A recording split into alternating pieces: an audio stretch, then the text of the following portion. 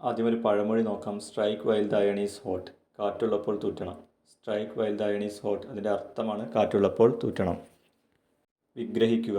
പാണിപാദം. പാണിയും പാദവും. പാണിപാദം വിഗ്രഹിച്ചെഴുതിയാൽ കിട്ടുന്നതാണ് പാണിയും പാദവും. ഇനി പൂജക ബഹുവചനങ്ങൾക്ക് ഉദാഹരണം നോക്കാം. സ്വാമികൾ, വൈദ്യർ, ജ്യോത്സ്യർ. പൂജക ബഹുവചനങ്ങൾക്ക് ഉദാഹരണമാണ് സ്വാമികൾ, വൈദ്യർ, ജ്യോത്സ്യർ. ഇത് വളരെ ഇമ്പോർട്ടൻ്റ് ആണ്, പലപ്പോഴും ചോദിക്കാറുണ്ട്, അപ്പം നോട്ട് ചെയ്ത് വെക്കുക. വണ്ട് എന്നർത്ഥം വരുന്ന പദങ്ങൾ. അളി, ഭ്രമരം, മധുപം, ഭൃംഗം. വണ്ടിൻ്റെ പര്യായപദങ്ങളാണ് അളി, ഭ്രമരം, മധുപം, ഭൃംഗം. വണ്ടിൻ്റെ പര്യായപദങ്ങളും വളരെ പ്രധാനപ്പെട്ടതാണ്, അത് എന്തായാലും ഓർത്ത് വെക്കുക. ഈ ചോദ്യത്തിൽ കൊടുത്തിരിക്കുന്നതെല്ലാം വണ്ടിൻ്റെ പര്യായപദങ്ങളായിരുന്നു. അപ്പോൾ പ്രസ്താവന രീതിയിലാണ് ചോദിച്ചത്, അപ്പോൾ അത് നോട്ട് ചെയ്ത് വെക്കുക.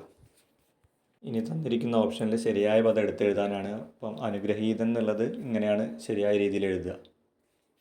പിരിച്ചെഴുതുക. വിണ്ടലം, വിൺ പ്ലസ് സ്ഥലം.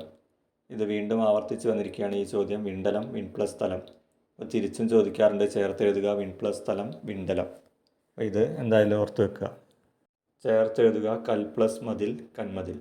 കൽ പ്ലസ് മതിൽ ചേർത്തെഴുതിയാൽ കന്മതിൽ. ഇതേപോലെ വരുന്ന വേറെ ഒന്നാണ് കൽ പ്ലസ് മതം, കന്മതം. കൽ പ്ലസ് മതം, കന്മതം. അതും നോട്ട് ചെയ്ത് വെക്കുക.